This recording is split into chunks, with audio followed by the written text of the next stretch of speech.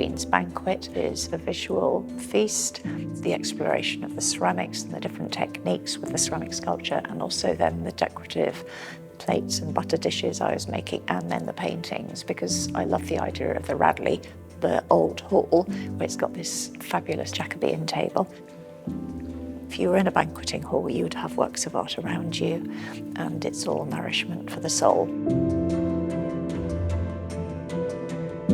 The Sewell Centre Gallery hosts 6 professional exhibitions every year. We support up-and-coming local artists as well as established and well-known artists. Arabella's work is a life-affirming riot of colour and energy and interesting technique. But it's more than just being joyful and colourful. I was really drawn to the dark figures that appear in her work.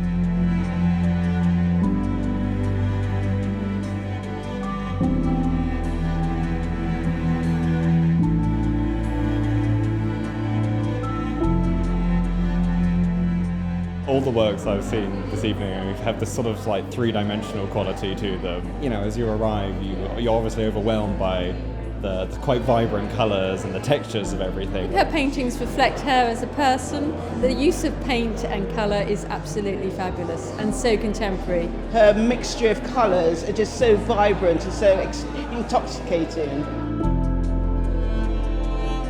She's very influenced by the second-generation American abstract expressionists, but she does her own thing as well, and I particularly like the way she scratches into her paint and removes the surface on her pots and sprays and layers different textures on top of her work.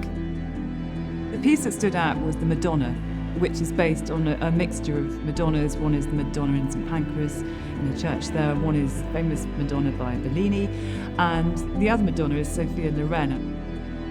My father passed away in 2019, so his funeral was in the old St Pancras church. It's the longest and oldest church in London. And there were these blue Madonnas, and I took an interest in trying to create a Madonna in clay. I looked at using different techniques with clay, how clay creates cracks if you use different firing temperatures and different clay bodies. So I used a crank clay with porcelain over the top. I knew the clay would crack. The cracking on a psychological level, it's about what can happen with changes that happen inwardly. So the persona, we all have a persona, an outward appearance, and then when you do the slow transformation, you can create cracking of a self. And that was exciting because I thought masks, people have masks, and when the masks crack, you see behind the mask. And so that was part of my narrative as well.